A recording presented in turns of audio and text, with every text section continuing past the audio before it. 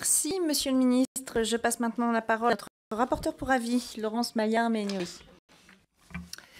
Madame la Présidente, Monsieur le Ministre, mes chers collègues, chargée de rendre un avis au nom de la Commission du développement durable et de l'aménagement du territoire sur le titre 2 du projet de loi pour l'équilibre des relations commerciales dans le secteur agricole et alimentaire et une alimentation saine et durable, je tiens tout d'abord à rappeler la qualité du travail et de la concertation effectuée dans le cadre des États généraux de l'alimentation, dont ce texte constitue l'aboutissement.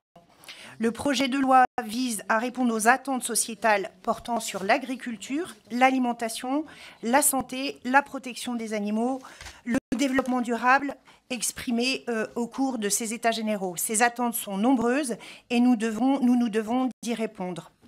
Ces dernières semaines, j'ai pu mener un travail avec mes collègues, un travail approfondi d'audition préalable et pu rencontrer près de 80 personnes pendant ces auditions, au cours d'une trentaine d'heures d'audition, pour écouter toutes les parties prenantes et l'objectif étant d'enrichir ce texte de loi. Il a deux objectifs. D'une part, rééquilibrer les relations commerciales dans le secteur agricole pour répartir plus équitablement la valeur ajoutée créée par la production et la consommation alimentaire au bénéfice des agriculteurs. Et d'autre part, déployer les moyens nécessaires pour que les Français disposent d'une alimentation saine, durable et de qualité. Le titre 2 du projet de loi est articulé autour de 5 axes.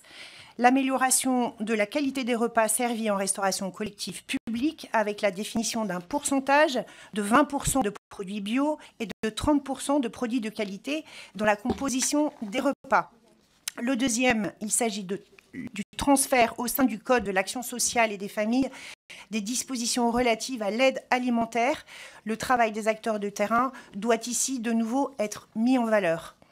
L'amélioration du bien-être animal avec le renforcement des sanctions, le renforcement de la lutte contre le gaspillage alimentaire à l'article 15 et enfin la réduction de l'utilisation des produits phytopharmaceutiques en agriculture.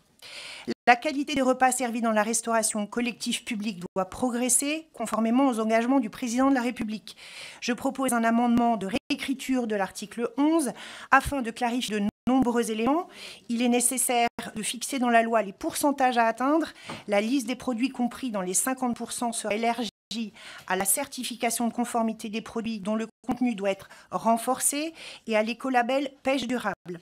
Le coût du cycle de vie du produit devrait être considéré comme un outil spécifique complémentaire à cette démarche qui permettra de réorienter la composition des menus dans une optique plus respectueuse des enjeux de développement durable.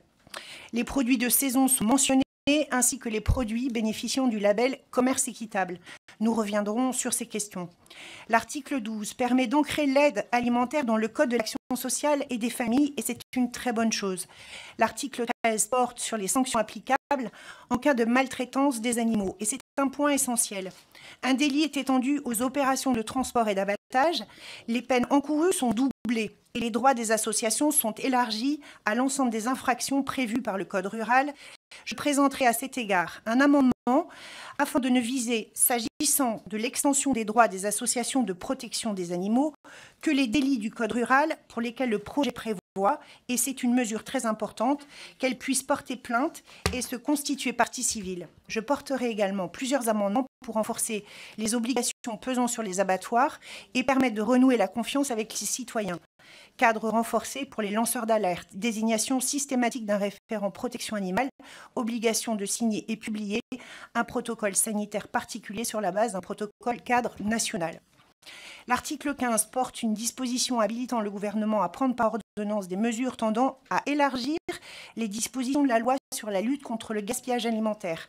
Ces mesures visent à étendre à l'ensemble des opérateurs de la restauration collective l'obligation de mettre en place une démarche de lutte contre le gaspillage, imposer à l'ensemble des opérateurs de la restauration collective la réalisation d'un diagnostic préalable à la démarche de lutte contre le gaspillage alimentaire et enfin prévoir les conditions dans lesquelles les obligations applicables aux grandes et moyennes surfaces en matière de dons aux associations d'aide alimentaire sur la base de conventions proposées aux associations sont étendues à certains opérateurs du secteur agroalimentaire et de la restauration collective.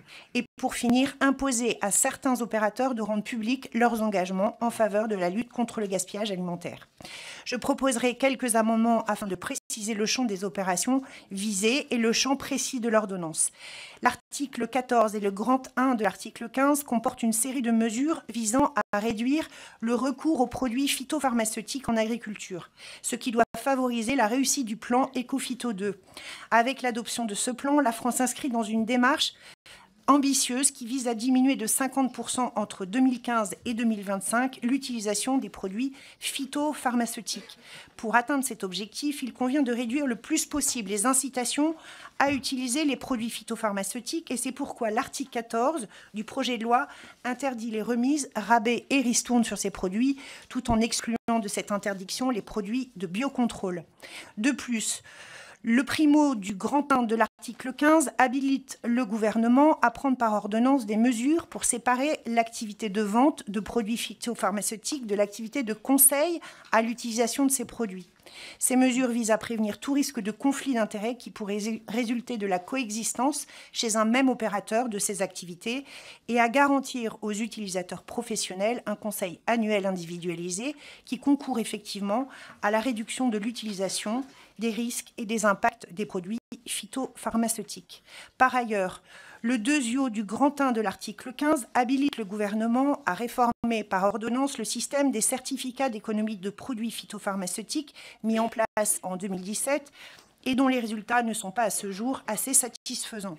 Enfin, le tertio du grand 1 de l'article 15 habilite le gouvernement à prendre par ordonnance des mesures permettant de renforcer les pouvoirs de police judiciaire des agents chargés des contrôles dans le domaine de l'alimentation, de la santé publique vétérinaire et de la protection des végétaux pour qu'ils soient harmonisés avec ceux dont disposent les agents de la Direction générale de la concurrence, de la consommation et de la répression des fraudes. Considérant que pour atteindre les objectifs fixés par le plan Ecophyto 2, il convient de réduire le plus possible les incitations à utiliser les produits phytopharmaceutiques, je vous proposerai de compléter le dispositif mis en place par l'article 14 en adoptant deux amendements qui visent d'une part à interdire à partir de 2022 la publicité à destination des professionnels faite dans les revues spécialisées pour les produits phytopharmaceutiques. Cette interdiction existe déjà pour la publicité à destination des utilisateurs non professionnels. Et deuxièmement, à faire de la réduction de l'utilisation des produits phytopharmaceutiques un des objectifs de la politique des chambres d'agriculture. Telles étaient, Madame la Présidente, Monsieur le Ministre et mes chers collègues, les principales dispositions que je souhaitais vous présenter. Je vous remercie. Merci beaucoup, Madame la rapporteure. Nous allons